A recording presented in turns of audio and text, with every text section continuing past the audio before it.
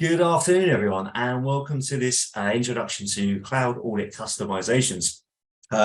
We are going to be going through the webinar today with my colleague, Tom. Thank you for joining us, Tom. Hi, Tony. How are you? I'm good, thanks. How are you doing, buddy? Yeah, good, thank you. So as you can see there, it's myself and Tony are going to be presenting today. So my name's Tom Jeffrey. I'm an education and media technician at Caseware UK, and Tony is our senior education and media consultant. It doesn't say on the slide there, but he is the senior education and media consultant.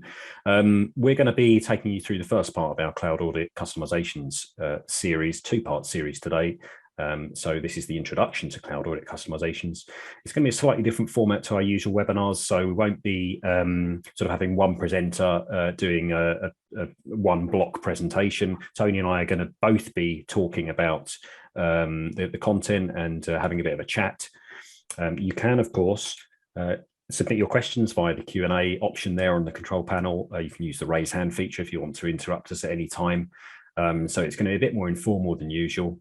But what we are going to do is just take you through the fundamentals of customizing your cloud or your cloud templates, but in this example, cloud audit. So if we jump to the agenda there, we can see that this is going to lead you into our more detailed deep dive into customizations in our second session, which is at the end of the month.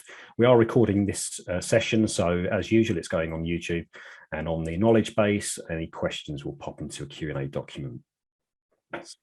Excellent, yeah. So as Tom's saying there, that we are recording it, but I think covered quite a lot in this webinar. It's going to be quite quick-paced. If anyone does need us to go back over any areas, use the chat field like Tom mentioned there. But the recording will be available. We've got that now on they'll be on YouTube, on the knowledge base. There's several bases you can get hands on this now, isn't it, Tom? Yes, and of course, that being on our YouTube channel, that means that you can share the recording with anybody who wasn't able to attend, and you don't need to log in or anything like that. They're not private videos, so you might find it easier to watch our recordings on there rather than on the knowledge base. What we're going to do... Sorry, Tony. Sorry, I was just saying appropriate time for a plug. What we've got some more plugs coming up later on, so watch out for those. We haven't got many slides today, so don't worry, bear with us. We're just going to go through some initial slides, and then most of the session is going to be in the product. But on the next slide, we'd just like to introduce you to some terminology. I'm not going to read the slide, so don't worry. It's not really death by PowerPoint, but we are, or Google Sheets or Google Slides, whatever it's called in this case, but it's important to be familiar with some key terminology. So we're going to be mentioning things like the drafts, archive templates, firm templates as we talk about the product through this session. So you perhaps take a screenshot of this slide or jot down this terminology. It's important to familiarize yourself so you know what stage of the workflow you're at. It's also kind of important to understand when and why you would be applying customizations to your templates. Some of you might be wondering why you would need to or why you would want to. So that's what this session is going to be teaching you. We'll be talking through the principles of customizing templates before we go into a deeper dive. I don't know if you want to add anything to that, Tony. No, not so. Again, I think we have varying people today at different stages of their cloud journey. So just bear in mind at the moment today, we're kind of focusing on solely just the cloud SE platform customizations, and we'll be focusing on an audit template. Like Tom mentioned there, this terminology is definitely useful, so keep a note of it as we go through. I took a screenshot as well, just to make sure I can be consistent. If there's any points in there that you do want some clarification, then just feel free to send us a message into the chat field and we can go through it. But yeah, back to another Tom's point, it isn't going to be death by PowerPoint. We've just got one more slide here really to focus on what we can customize. And then again, we're not going to read through the slide, but probably talk a bit more about our experience lately within implementations and why some of these areas will be useful. Start off the one at the top there, regarding documentation, and moving into like checklists as well, taking those top 2 points. But with the cloud structure, Tom, there's a lot more flexibility for clients to come along to add in their own documents, not to replace the documents that Mercia and Caseware have built, because that's not the point. It's to bulk out any audit procedures, add in their own sampling. That's right. So you've got things like, we're going to be going into more detail later on, of course, but things like query documents, you can create your own if you don't want to use the standard one, or customize the standard one, adding in supporting documentation. If you have responses to checklists, for example, that are the same across multiple engagements, you don't want to be going through the same responses every time. You can save time by standardizing that sort of thing. But as Tony kind of hinted at there, and this is a message that's going to run throughout the both webinars that we're going to be running through, is you can't and you won't be deleting the standard content. The content is there to stay, but what you can do is suppress or hide it, and then you can use your own instead. So you can't break the template. But we are going to be showing you how you can standardize your own content across your engagements. Definitely. And the idea is all about efficiencies and the way we can push documentation out to our colleagues and staff and so on quickly. And that's the real joy of the cloud products and how they've been set up, is that flexibility in the approach. It allows you and your firms to be able to go customize these documents, push out new checklists if needed, some new sampling forms, even if you wanted new guidance, just to say this is how our firm wish to use this documentation and this is how we see this planning document linking into the risk report, whatever it may be. It gives you that opportunity to tailor those areas.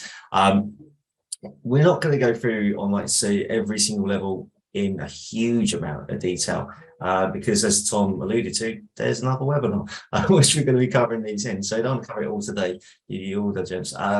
Visibility settings is one of the ones where we'll definitely discuss it today, and we will flag it to you in some areas, and may even give you a little insight into how to apply it into some of the checklists and documents, setting us up for the second webinar. But it will be more of a case of theory today, really, on visibility settings and some of the areas to let you know what's available. And then on the next webinar, we'll go more of an implementation. This is actually how we drill down. This is actually how we apply those little bits of knowledge that we're going to share. So with that said, then, shall we jump into a cloud instance? That's me talking to myself. Yes, So, let's do it. So I think the first thing we're going to be looking at is creating a draft. Am I right? I think that's, yeah. That is excellent. All right, let me go through and share my screen.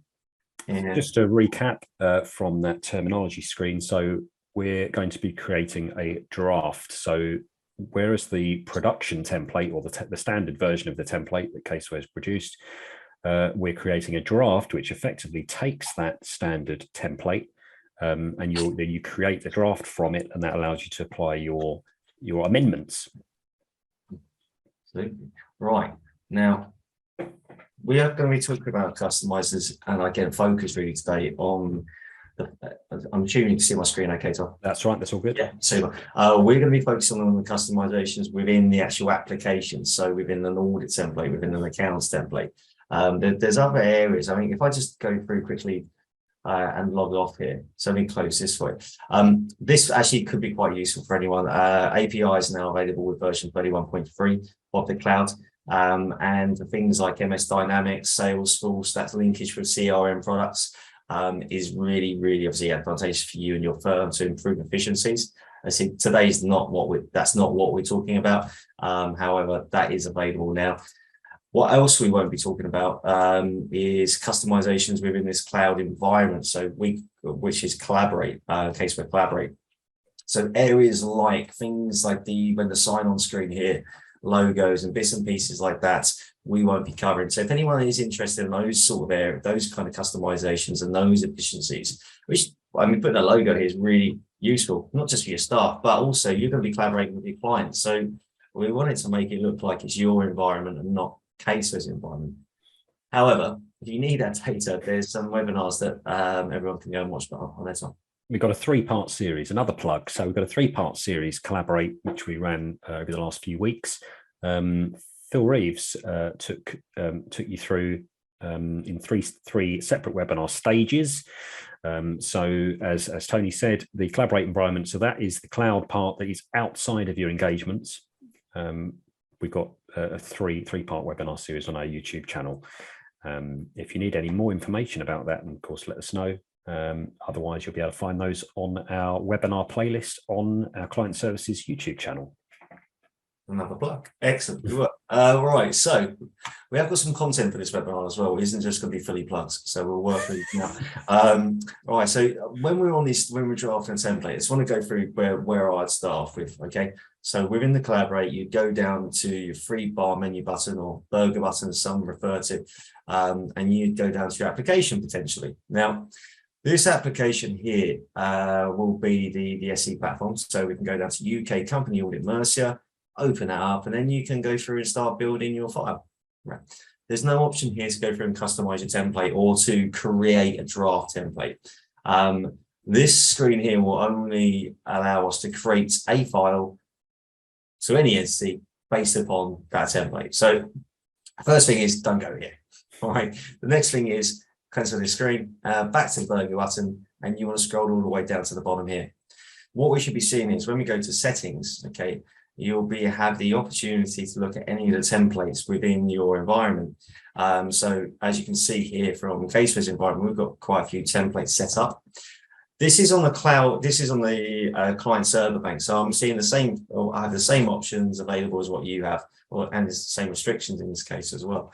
But these are all the applications. And when you go into settings, what you'll be able to see down the left-hand side is that you'll find a section which relates to the templates. So UK Company Audit Mercia, you select on UK Company Audit Mercia, and this is where you can manage your template. Okay, so you need to have the right settings. And again, we'll go through and I'll bring that up towards the end of the webinar so everyone can see exactly what you do need to be able to get access to this. And once you're there, manage template. And what you'll see there is potentially, depending when this loads, it takes a few seconds to load because it's actually pulling the data from outside of these settings. It's always the way with live webinars, isn't it? Lovely and smooth in the rehearsal. It always, then this is on it does take a few moments to load anyway. And sort of law, we're on a webinar, it takes a few seconds extra to load. So I'm a little bit concerned that I don't have access, which I do, which is fine. What you should be seeing when you click on the manage template is it does take a few moments to load. Okay. What it is trying to do is trying to retrieve all the information. So you can imagine the amount of applications and custom templates across the service. So it's looking to go through, finding information, looking at what drafts have previously been published. And you can see a list there. So we're going to go through what the referencing here that this reference is referring to. We'll go through the actual published date in a moment. However, for you at the start, you want to either go through an open draft, delete a draft, or publish a template. Now, if I try and let's have a look on another one here. Let's have a look at, say, UK micro financial statements and have a look at the managed template there. This is what you're going to see if it's a brand new template that hasn't been customized in any way, shape, or form. Okay, so you can go through here and it'll just say, look, do you want to create a draft? And you just click on create a draft, and then it will allow you to start through steps. So if you've never customized it before, you've never created a custom draft template and create a template, you'll get an option like this. If you've already created a draft, well, then you're going to see it a little bit more like this, where you can go through and say, well, do you want to open a draft? Do you want to delete a draft? Well, or do you want to publish the template? I'm going to delete the draft in this case, just quickly. All right, so this is, again, if you create a new draft, the option, what you should be expecting to see is a create draft, okay? You're always going to see your previous versions. They won't be deleted from the screen. You'll always have access to those. Now, at that stage, then you're just going to click on create draft. It's going to take a few moments for it to load again. You'll see that the create draft button's gone slightly grayed. And in a moment or so, what we should see in the screen is that there we go. It's just updated. And now I've got a different option now is to open that draft. So to create a draft, it's really quite straightforward. You click on the create draft button. It takes a copy of Caseware's template. So it takes a direct copy of it. And then it allows us to go through and obviously delete it, open it, delete it, or publish it. So at this stage here, then, I'm not going to go straight into the template quickly. Do we want to just talk about the version, or just talk about this? Yeah, let's touch on the versions while we're here. So we will probably a bit later on revisit this, and you'll see there'll be a list, so there'll be multiple ones there. But in terms of deciphering a version number, of course, you can see there's the timestamp there, so there's the date and the time that was published. when you're looking at this one here, so for example, 2.403.1, we'd say, well, so the 2.403 is going to be the version of the template. And the 0.1 is going to be down to what draft what draft number that is. Now, if you're not sure where you are, if you've lost track a bit of how far you are on drafts or what version you're using or whether you've got any customizations in there at all, then a good tip is if it's got a 0 at the end, then you haven't changed it at all. 0 at the end is the effectively the vanilla version that Caseware has provided. And then your number at the end is going to denote what draft version you've created on top of that. So we've got our first draft of 2.403. We might then decide we've published it, or then we thought, well, actually, I meant to add in another amendment, or I meant to add in another procedure or another query or something like that. So we'll create another draft from that draft. So then it becomes 0.2. Something that you will see occasionally, and we'll probably have a look at a bit later on, is sometimes you'll see in this list here, there will be 2 with the same number. Why might that be, Tony? Well, what happens is, Tom, what we do is some users will go through and rather than updating their templates, is they will go through and take Caseware's template and start from there again. So rather than taking their draft template, they will publish Caseware's default template again and then prepare a new draft from that template. So as you do that, what it will do is it will create a new version 2.403.1. The difference in what we need to keep track on is the publish date. Obviously, from when we're looking at a published date there, it should be quite clear and easy to see what's the most recent one. But again, what other firms are doing is keeping track of this within a register external to the cloud. So there's independence from the system that says, okay, this was the template draft version we released. This is what was included within this draft release. So there's a nice track of any changes that have been included as well. I think we'll talk a little bit more about that as we go through the webinar, but keeping track of those. Now, I just want to quickly jump into a file just so you know yourselves where you can find this version number within the file. Again, this is going to be quite useful for you as and when you are exploring and reviewing your files to make sure you know what version number they are. So I'm just going to go into this UK company, we'll get Mercia.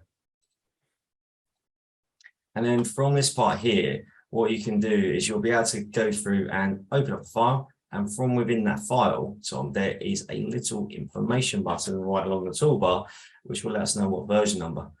Just give this a second to load up. There we go. All right, and there's this little information button that I was looking for.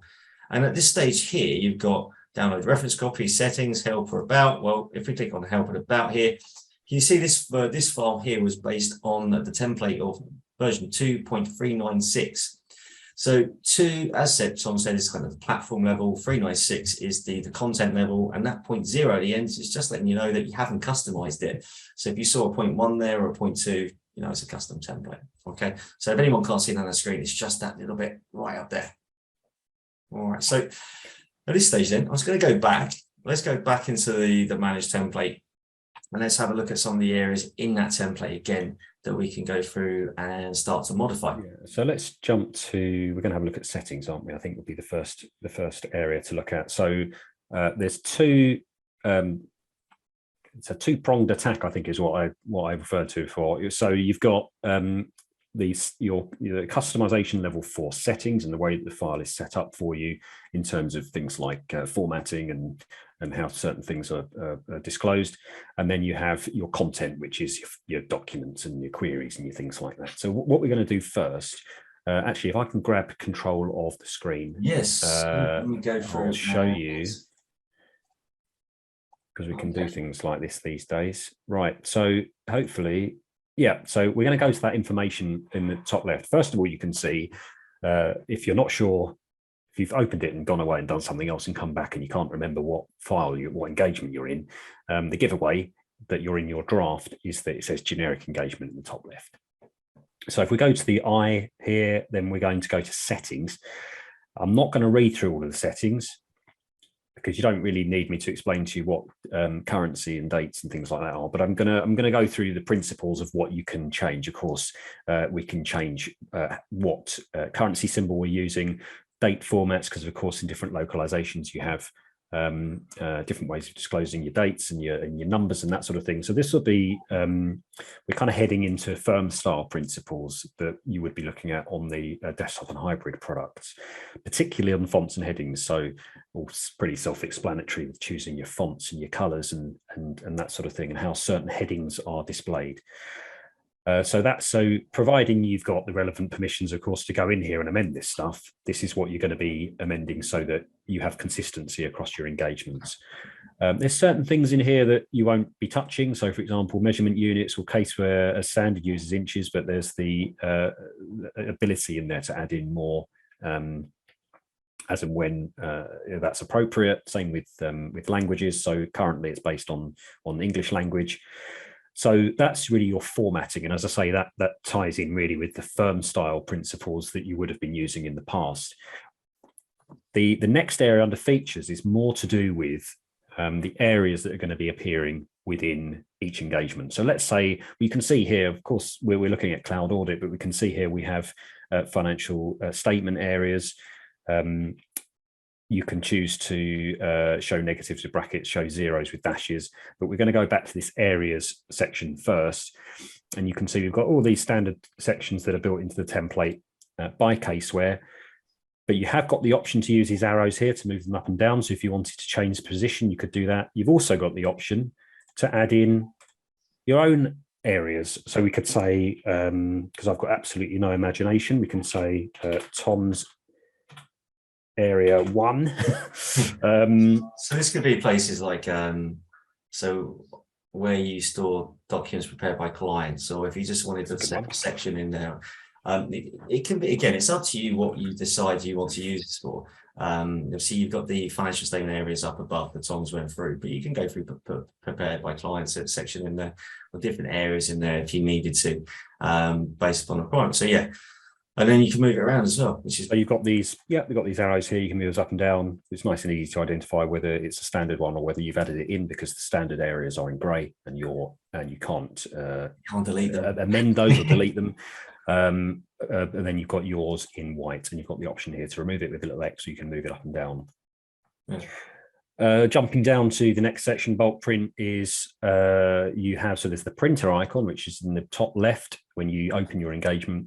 That's got a bulk print option. So if you know that you're going to be printing off the same documents, for example, every time, if you have a standard selection of documents that you want to print, say there's a couple of checklists and maybe an not engagement letter, but you've got the same things that you're going to be printing in the same group every time you're working on these engagements, then you can create a new document group. So I can say, okay, I know that I want to print off the client information request and the prelim, and I know that I also want to print off, let's assume we've got another document we want to print off there. We've added those 3 in. That's a new document group. So now when I go to my printer icon, I know that it's going to print off those 3. So I don't have to add those again every time for each engagement. It just saves a little bit of time. It gives you the options of bulk print into PDF, doesn't it? So that could be potentially if there were certain documents that you want to highlight for review and you just wanted to send them off, maybe the partner hasn't got access to the cloud for whatever reason, you can set those up as well, just to send out a batch of documents relevant to that individual. It's quite handy. We've got and actually we can show you that in a minute. Once I come out of the settings, we'll open up the print option and we'll just show you where that is. But you can see under the risk section, we've got what sign-off option we're using, what sign-off scheme. You can also see here that it's confirming the number of documents that are applied to each scheme here. We've got the default at the top, of course, and these are all standard sign-offs that are built into the product. But actually, we will be looking a bit later on, actually in the next webinar, but also touching briefly in this one on sign-offs and being able to add your own sign-off schemes. And you've got a similar principle there for your assessments. Going down to sign-offs here, this is where you can add in you can reorder your sign-off roles. You can add in new roles. You can amend the name of a role. You can choose whether it's prepare or review a role. Multiple sign-offs if you need to be reviewed more than once or prepared more than once. Schemes, this is where you would be customizing each sign-off scheme and what roles are included in those sign-off schemes. So I don't know if Tony, if you want to expand on that at all. Yeah, this obviously we best set this up to try and fit everyone's needs. However, again, when we are using these, that sometimes the default role there, which is prepared by review, and it's got prepared by review by and manager review.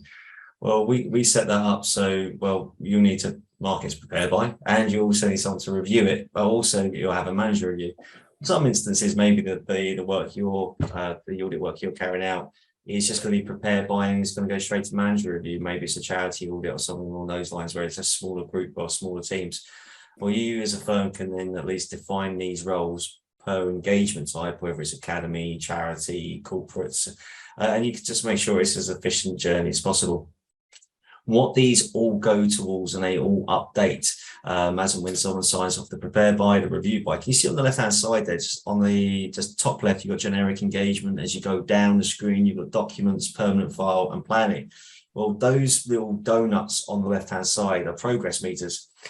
So those sign-off roles will directly affect those progress meters. So if we are setting it up so we need 2 reviews, well, that review stage on that donut isn't going to update until we get both those sign-off levels on. So it might be the case that you say, well, actually, we don't want both those sign-offs. We only just want 1 review for that document and 1 prepared by. So it gives you, the users, that little flexibility to set those up yourself. So yeah, we can do that through, obviously you can do those on engagements, but you can also do it at the template level. So it's a lot easier to add in that level or tailoring to the template and push it out that way rather than go through and trying to tailor each file by file. Tom, could you just go to just at the moment, they're the settings, and obviously they're within the engagement. We also get access to those settings within a separate engagement file as well. I know that's not what we're focusing on today, which is customizing the templates, but I just wanted to point out really that if you go to the free bar menu button, perfect, thanks Tom. I suppose I could use my own mouse here, but it's not easy. Absolutely fine. Thank you. So once you're there, then what you can do within the ABC Motor companies, not only that, you can see, there we go, the files up. If you go to it, that's it, and then settings there, you get the same window. There's slightly less options there, aren't there? Yeah. So you'll see, and of course, remember, if you're doing it here in an engagement, then any changes that you may make here will apply to the engagement you're working on, whereas what we were looking at before, we were looking at the generic engagement. So that's going to apply once we publish the template, that's going to apply to whatever engagements we create from that published version. Absolutely. So yeah, just wanted to point those out. Things like currency, different areas, we can also edit those on an engagement level. But so if you're thinking about tailoring the template, you're thinking, well, maybe it's not relevant in some of those entities, well, you can tailor it in those individualities in entities to remove that customization. However, we can also use other bits like visibility settings and conditional format to highlight areas or to suppress areas. Which thing? Let's go through and let's start. We talked about what we can edit. So we went through and we said, okay, we can update checklists and add documents and so on. So I mean, the adding documents to this, if I just go through and open up some dummy documentation on my end quickly, let's just get some sample documents up.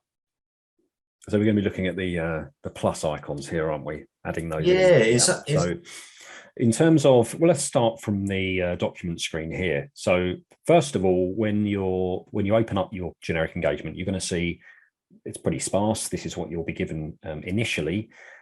You can see we've got 2 client information requests here. Effectively the same. It doesn't matter which one you use, but you're going to be using one of those for the standard client information request content that Caseware's built in. When you're working on your engagement, you could add in new questions. Perhaps you wanted to add in a new pick list question, for example, and I'm not going to go into lots of detail here because we're doing queries on the next session. Or you could actually add in a question or reorder these or amend something at this level if you know that it's going to be the same for every engagement. If you want to use your own one, if you want to create your own one from scratch, then you could use this one that's slightly grayed out. You've got the query template. When we highlight a document here, you'll see there's this little toggle, and this is to suppress. So you'll see there's a line through it now. That's to suppress the content. As I said right at the beginning of the webinar, you're not deleting any standard content. but you are suppressing or hiding it. So if we suppress that, that means that it's not going to appear when we create an engagement from this draft, assuming we're publishing it. Going back to what Tony was talking about, adding in your own content, you'll see these plus icons pop up at various places. You've got to create document here if you know where you want to put it. So for example, we know we want to put something under engagement file tailoring. You hover over, you'll see a little plus icon. And this is where it's going to give you your standard list of document types that you can add in. You can upload something.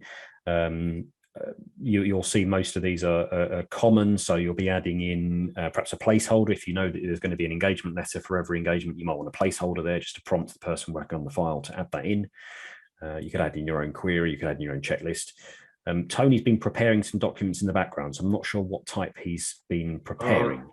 So when we do here we go. So I've just got these are just some documents from our audit training data. Just to give you an example, just adding these in. Now, when you set these up, you could set folders up here with firm documentation in there. So one of the areas there that Tom did just highlight was that you actually got the option to add in subfolders. Okay. Well, we also know that we've got the option to add in some areas, haven't we? So we could add in an area with, say, maybe our firm guidance on their trucks, firm training material. Maybe it's just a quick how-to. This is what we expect from you on those early journeys with the Caseware Cloud. So when you set these up, you can set your own folders up, your own sections. Again, we can go into more detail with those if we need to on the next session, if anyone wants an example. However, if we did just go down to, I'm just going to add them into template guidance for the time being. It's going to add the subfolder here. I'm going to just call it firm guidance. And at that stage, then you've got visibility options. Again, visibility options are exactly what they sound like. They will allow you to see documents or not to see documents, or show folders or hide folders based upon either conditions or no conditions at all. It's up to you. These are quite straightforward, and we're going to be going through these obviously in more detail in the next section. But just to give you a quick idea here that you can go through and you can show sections based upon risk of material misstatement, financial groups, responses within checklists. Okay, yes, a new client, best to include that new client checklist, stuff like that. You know, it's really straightforward and get going. You've got lots of options in here. Well, if you've got French language, well, we can have a French set of documents in there, so stuff like that.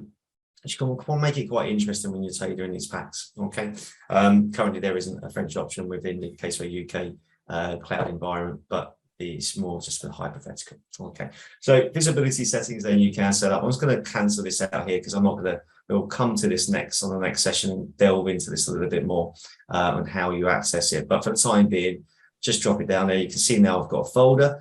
Now you've got two options. If this was firm guidance on how to prepare engagement letters, we'll say I could get that document, I could drag it over. You see there that where I drag it over, there's a green highlight on template guidance. But also within firm guidance, if I go there. So that's the easiest way, isn't it? I think just drag and drop.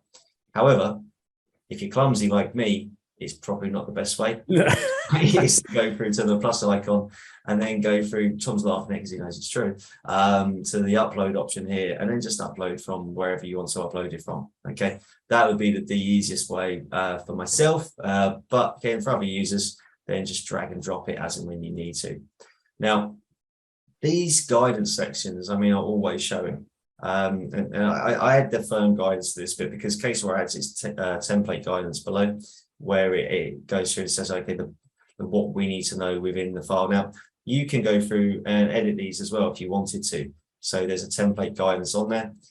So if you wanted to take Caseware's template guidance and you wanted to go, okay, well, this is good. This works out for me, but actually I want to add in a particular section on here on how to handle the linkage between the planning documentation and the risk reports. So you could just go down in here and you can add yourself in a brand new section, page break, and then go through and add in yourself a nice text area there. Text areas, as you can see above, are just little sections like this where you can hide or show.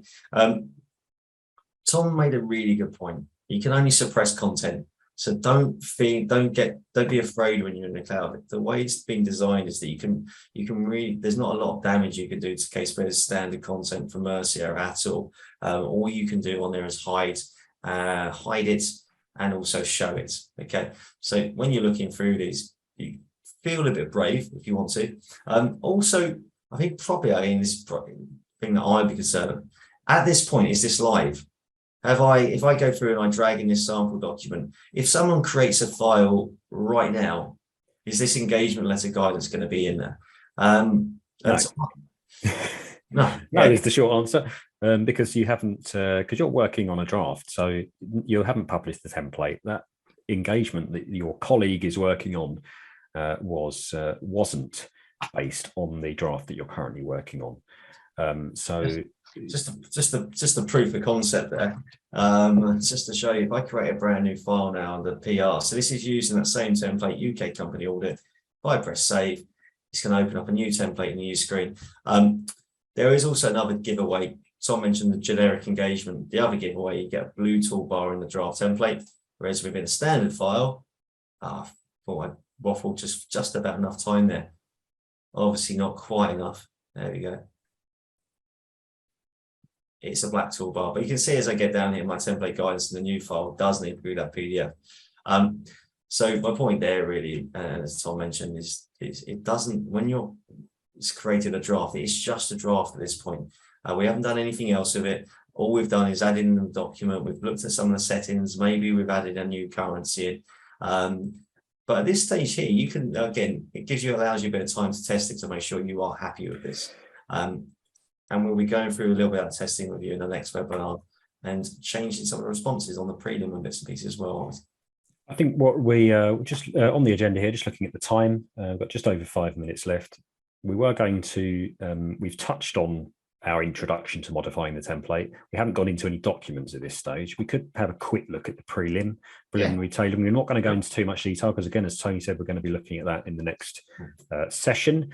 But we'll touch on this for a few minutes and then we'll show you how to publish a draft. Excellent. Those are all. What we'll do within the prelim checklist, and you'll see this again for our lots of checklists, what we'll set up is do we need a prepared by client section? Okay, so what we can do down here is to add in a new question or any new field within it, go to the edit pen up the top right. From that edit pen, you will then be able to suppress some of Caseware's questions. Now, you don't just need to suppress it here. You could also populate some answers. One of the areas here that I know we've seen on implementations is some firms won't take, or the planning approach will be full planning approach. It won't adopt the Mercia's freeform planning approach. So some firms will pre-populate answers, which is, again, no issue at all. It still allows flexibility. You may say, well, within an individual file, well, you've made that decision within one entity to change it to freeform. Well, within that individual file, you can always revert it back. It's just giving you a step. Yeah, I think that's important to point out is that these, if you're setting a standard here, so for all of your engagements, you know it's going to be full planning. That's not saying that every engagement is going to be locked to that. This is setting defaults. This is time saving. But if you want to override that response when you're in the individual file, then you've got the option to do that. Absolutely.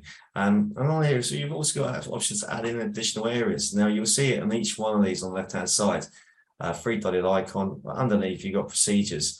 You can add in a new procedure. What I would recommend here is that you add in a new group. And I would call this, say that if it's Caseware LLP is the practice we're working on, so Caseware LLP tailoring questions. So at least that way it's quite clear that one's obviously the Mercia Bank and one is my Caseware questions. And at that point, you can build in different types of procedures. It will always default to the standard that's set within the document. Okay, so what I mean by that is you can see above is all yes or no questions. So that default then gives me a yes or no questions. Do we need to include a PVC section? Okay, and then question mark, and then confirm your choice there by pressing tick.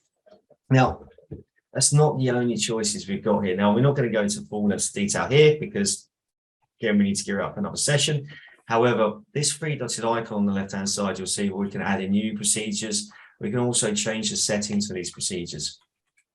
We can override the checklist sections here, and then you can go through and change lots of responses. Currently we get a pick list, and what my pick list options will be: yes, no, not applicable. But I can do yes, no. I can do full free form, which we saw above. I can also do this. I can go yes, not sure. So I can go through and update these to be what I want them to be as well. Okay, so you've got full control over the terminology and what's available within these. There's lots of other options regarding different multiple levels of sign-off. There are lots of options regarding visibility.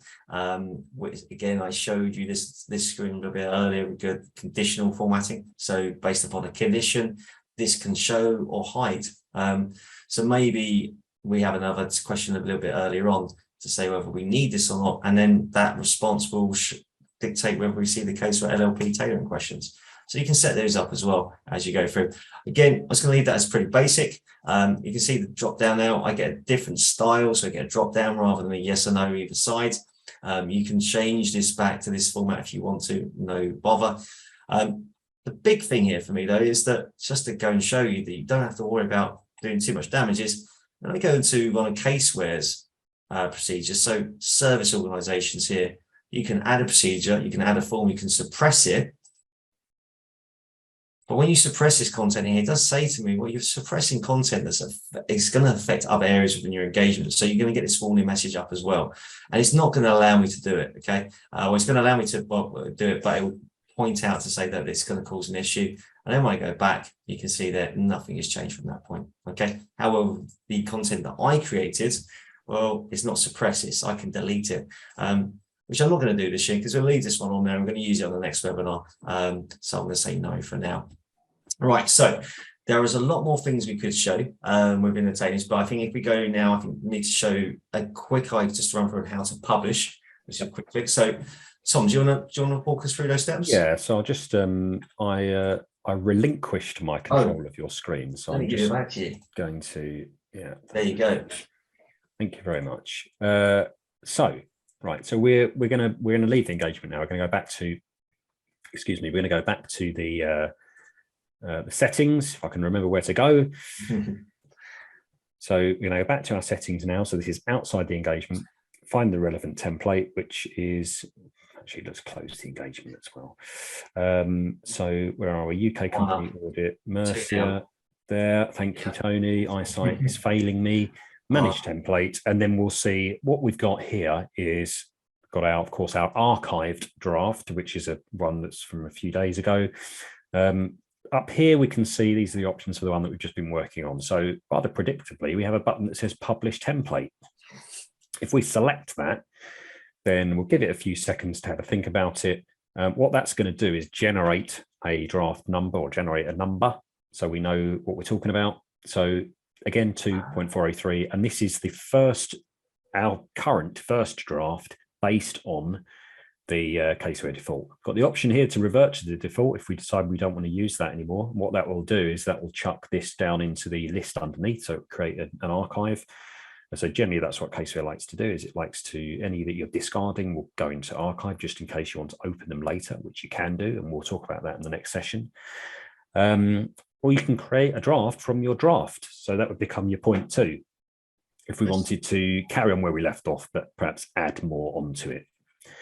We will touch on this in more detail in the next session. We are actually out of time. So what I'm going to do now is jump back to the slides, unless Tony wanted to add anything else to that. No, not at all. As I said, we'll create a new draft based upon the draft in the next webinar to show you exactly the reference structure.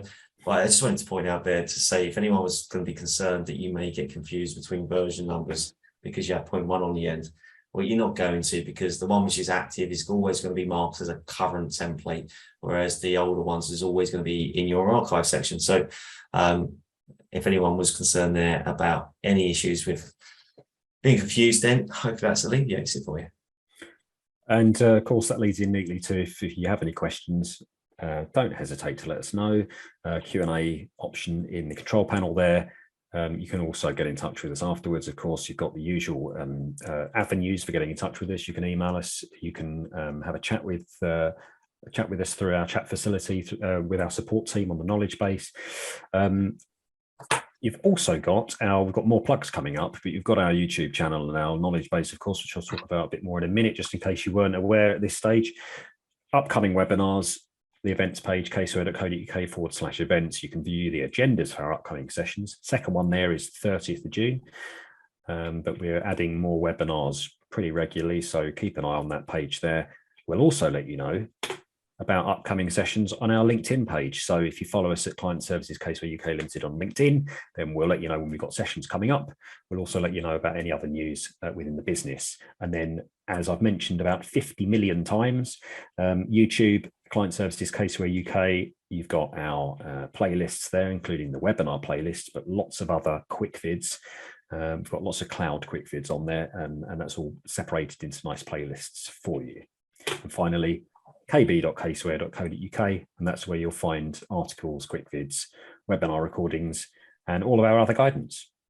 So that brings us to the end of the session today. Thank you very much for joining us. We hope you enjoyed it. Don't forget to sign up for the next session at the end of the month. Take care, and we'll see you soon. Speak to you soon, everyone. Bye-bye.